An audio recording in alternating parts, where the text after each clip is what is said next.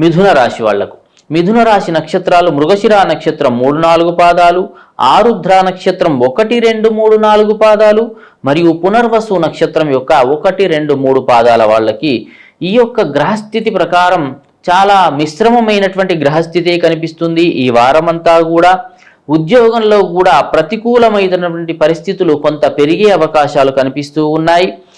ఇంటిలో శుభకార్యాల కోసం మీరు ప్రయత్నాలు చేస్తూ ఉంటారు. ఈ వారమంతా కూడా బంధుమిత్రులతో చాలా సంతోషంగా గడుపుతారు. మానసికమైనటువంటి ఇబ్బందులు ఉన్నా సరే ఆ ఇబ్బందులు కొంత తొలగిపోయే అవకాశాలు ఈ వారంలో మిథున రాశి వాళ్ళకు గోచరిస్తూ ఉన్నాయి. ఆత్మస్థైర్యం అనేది కూడా కొంత పెరుగుతుంది.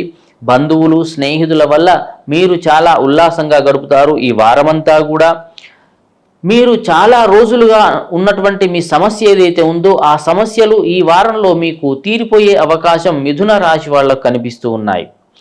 ముఖ్యంగా ఉద్యోగపరంగా కానీ వృత్తిపరంగా కానీ ఉన్నటువంటి ఇబ్బందులు కూడా ఈ వారంలో కొంత తేలికయ్యే అవకాశాలు కనిపిస్తూ ఉన్నాయి. మరియు మాటలు కొంతమంది మీకు వ్యతిరేకంగా చెప్పే అవకాశాలు కనిపిస్తున్నాయి. కాబట్టి వాళ్ళ విషయంలో కొంత జాగ్రత్త అనేది అవసరము. ఈ వారం మిథున రాశి వాళ్లకు 10 మందిలో మిమ్మల్ని నవ్వుల పాలు చేయాలని చూస్తూ ఉంటారు. వాళ్లతో కొంత దూరంగా మెలగడమే చాలా మంచిది. ఉద్యోగపరంగా వ్యాపారపరంగా ఇబ్బందులు ఉన్నా సరే ఆ ఇబ్బందులు మీరు తొలగించుకోవడానికి ప్రయత్నం చేస్తూ ఉంటారు. మిథున రాశి వాళ్ళు విద్యార్థులకు కూడా చాలా అనుకూలంగా ఉంది. ఆరోగ్యపరంగా ఎలాంటి ఇబ్బంది అయితే కనిపించడం లేదు.